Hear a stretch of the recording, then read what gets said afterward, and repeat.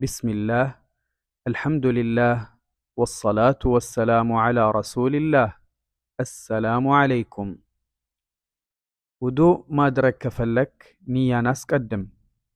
የንያ ዋና ማዕከሉ ቀልብ ነው። በቀልብህ ነይት፣ በቃልህ አትናገር። ከዚያም በበስመላ ቢስሚላህ በማለት ውዱእ ትጀምራለህ። ከዚያ ሁለቱን የእጆችህን መዳፎች ትታጠባለህ። መዳፎችን መታጠብ ሱና ነው። ከዚያም ትጉመጠመጣለህ። ከዚያም ውሃን በአፍንጫ በውሃ መሳብ ይከተላል። ይሄውም ውሃን በቀኝ እጅህ መዳፍ ትወስድና ከፊሉን በአፍንጫህ ትስባለህ፣ ከፊሉን ደግሞ ትጉመጠመጥበታለህ። ውሃውን አፍህ ውስጥ ታንቀሳቅሳለህ። ከዚያም በግራ እጅህ ውሃውን በኃይል ከአፍንጫህ ታስወጣለህ። ይህንኑ 3 ጊዜ ታደርጋለህ። ሲዋክ ማድረግ ሱና ነው። ወይም ጣቶችህን ወደ አፍህ ውስጥ በማስገባትም ጥርሶችህን ማሸት ትችላለህ። ከዛም ፊትህን 3 ጊዜ ትታጠባለህ።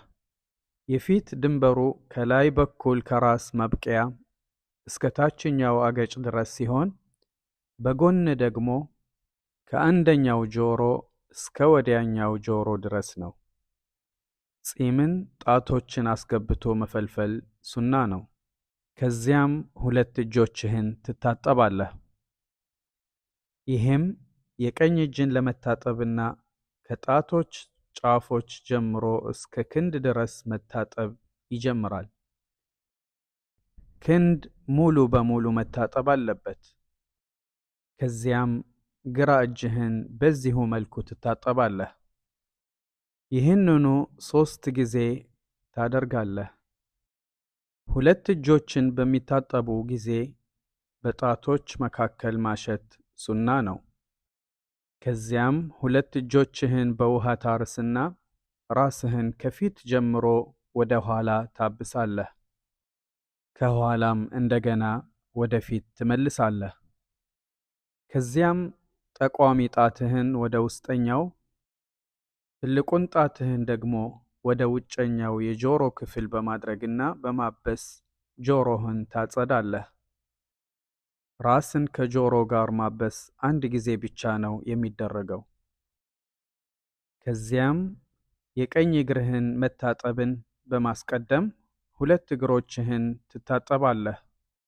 በምትታጠብበት ጊዜ በእግሮችህ ጣቶች መካከል ታሻለህ፣ ትፈለፍላለህ። ውሃውም ቁርጭምጭሚትህን ጨምሮ መሸፈን አለበት። ከዚያም የግራ እግርህን ትታጠባለህ። ብዙ ሰው ስለሚዘናጋበት በኋላ የእግር በኩል ያለውን የእግር ክፍል ውሃ ሳያገኘው እንዳይቀር መጠንቀቅ ይኖርብሃል።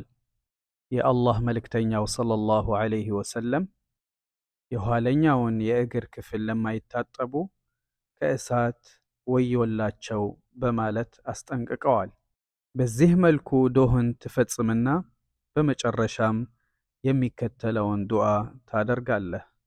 أشهد أن لا إله إلا الله وحده لا شريك له وأشهد أن محمدا عبده ورسوله اللهم اجعلني من التوابين واجعلني من المتطهرين